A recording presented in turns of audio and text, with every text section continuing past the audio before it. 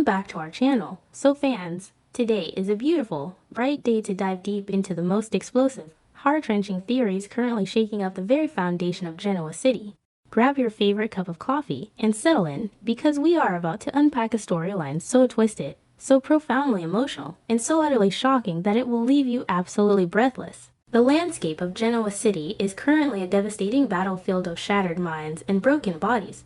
Nick Newman, the golden boy of the powerful Newman Empire, is spiraling into a dark, suffocating abyss of fentanyl addiction. This is not just a passing phase or a minor stumble in his otherwise privileged life. This is a lethal, gripping dependency that threatens to end his life in the most tragic way imaginable. The drugs have completely rewired his brain. He is sweating, he is shaking, he is desperate. The massive intervention orchestrated by Victor and Nikki Newman was a desperate, tear-filled plea to save his life from the brink of destruction. But what happens next? Where does a proud, strong man like Nick go when the dark demons of addiction have completely taken the wheel and driven him off a cliff? The answer points directly to the sterile, haunting, and heavily guarded halls of Fairview. Fairview is a name that sends immediate shivers down the spine of any longtime viewer of this show. It is a place of healing and recovery, yes, but it is also a formidable fortress of profound historical trauma for so many of our favorite characters. Imagine the sheer weight of Nick Newman walking through those heavy, locking doors. The realization crashing down on his shoulders with the force of a freight train. He is no longer the powerful executive calling the shots at Newman Enterprises. He is a patient. He is an addict. The physical withdrawal is going to be absolutely brutal. The cold sweats, the agonizing muscle cramps, the terrifying, vivid hallucinations in the dead of night. We are looking at a storyline that will strip Nick down to his barest, most vulnerable essence. He has to face the agonizing, humiliating reality that he let Matt Clark break him down to absolutely nothing. But here is where the storyline takes a sharp, terrifying turn into pure, unadulterated madness.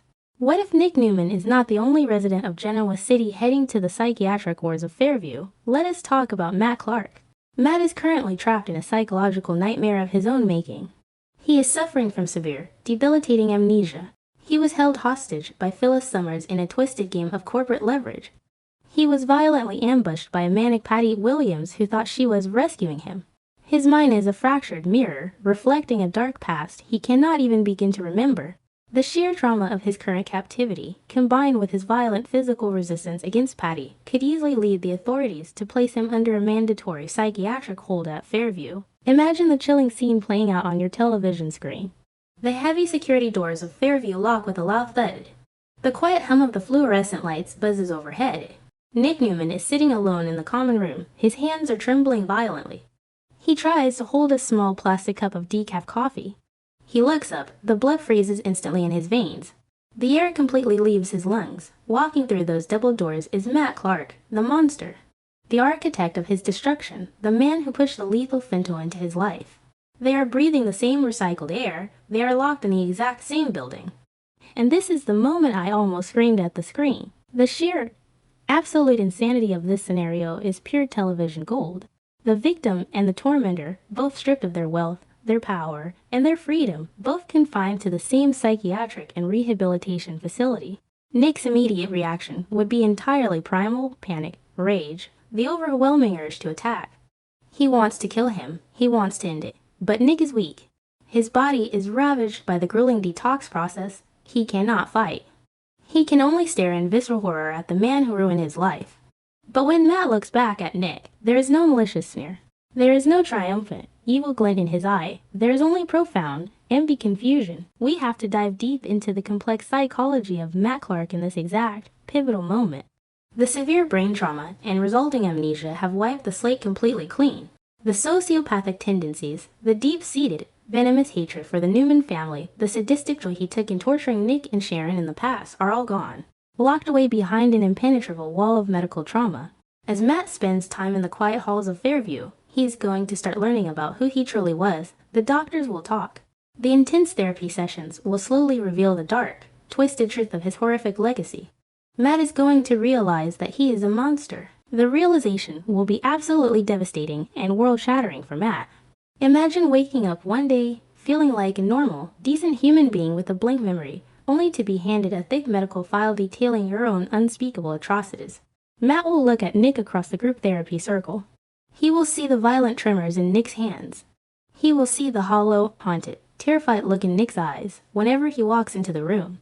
And Matt will know, with sickening, undeniable certainty, that he caused this immense suffering. The guilt will be suffocating.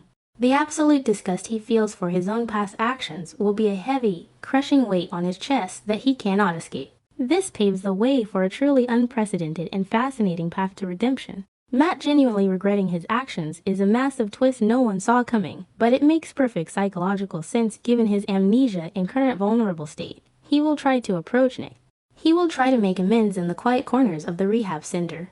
Nick will reject him. Of course, the fury will boil over. "Stay away from me. You did this. You are a monster. I wish you were dead." The tension in that rehab facility will be thick enough to cut with a knife. Every single interaction between these two broken men will be a ticking time bomb waiting to explode. But the dynamic completely shatters and shifts into a new emotional gear with the arrival of one crucial, iconic person. Sharon Newman. Sharon is the ultimate survivor of Genoa City. She has endured the darkest, most twisted, and most violent abuses at the hands of Matt Clark. The history between them is soaked in decades of trauma, fear, and pain. When Sharon walks into the sterile lobby of Fairview to visit Nick, to support the father of her children through his darkest and most vulnerable hour, she is unknowingly walking directly into an emotional minefield. She expects to see Nick, broken but slowly healing. She does not expect to come face to face with the devil himself. The precise moment Sharon and Matt lock eyes in the visitor's lounge will be electric and terrifying. The trauma response in Sharon will be instantaneous and overwhelming. Her heart will race. Her breath will hitch in her throat. The horrific memories of his past abuse will flood her mind like a sudden, violent torrential downpour. She will instinctively step back, raising her hands, ready to defend herself, ready to fiercely protect Nick from whatever scheme Matt is running. But Matt will not attack. He will not taunt her with a cruel smile. Instead, Matt Clark, the ultimate, terrifying Genoa City villain, will completely and utterly crumble before her eyes. Matt will fall to his knees on the cold linoleum floor. The tears will stream down his face in a torrent of genuine agony. He will look up at Sharon with eyes full of absolute, desperate, unadulterated remorse. He will beg for her forgiveness. He will plead with her, his voice cracking, his soul laid completely bare for her to judge. He will tell her how utterly disgusted he is by the man he used to be, the man he reads about in his files. He will swear to her that he has no memory of the monster who hurt her so deeply, but he carries the agonizing, heavy guilt of that monster's actions every single second of the day. He will ask for just one chance, just one tiny sliver of grace, to prove that he is no longer a danger to anyone. Sharon's internal conflict in this monumental moment will be a masterclass in emotional, character-driven storytelling.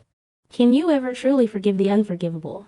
Can you look at the face of your abuser, the man who haunted your nightmares, and see a broken, mentally ill patient desperately in need of professional help? Sharon is uniquely equipped to handle this impossible situation. She has walked through the terrifying fire of severe mental illness herself. Her own harrowing journey with bipolar disorder has given her a profound, deeply empathetic understanding of how a broken mind can lead to destructive, uncontrollable actions. She knows exactly what it is like to lose control of your own brain. As Sharon listens to Matt's desperate, tear-soaked pleas, the thick, icy walls of her lifelong hatred might actually begin to crack and melt. She will look at him and realize that the man kneeling before her is no longer the sadistic, calculating mastermind of the past. He is a severely mentally ill individual who is finally, after all these years, receiving the intensive psychiatric care he so desperately needed decades ago. Sharon might actually find it in her beautiful, resilient heart to forgive him. Not for his sake, but for her own, to finally release the toxic, suffocating hold he has had on her life. She will realize that intense, dedicated therapy can actually heal him, ensuring he is never a threat again. If Sharon Newman can find the incredible, divine grace to forgive Matt Clark, it will change the entire fabric of their shared history forever. It will show a struggling Nick that true healing is possible, even in the absolute darkest of circumstances. Nick, watching the woman he loves show such profound, unimaginable mercy to their greatest enemy, might finally find the inner strength to forgive himself for his own addiction. This storyline could transform a dark narrative of torture and revenge into a beautiful, heart-wrenching saga of redemption, mental health awareness, and the incredible, transformative power of forgiveness. The question is, can the viewers ever truly forgive Matt Clark, or are some sins simply too dark to ever be washed away?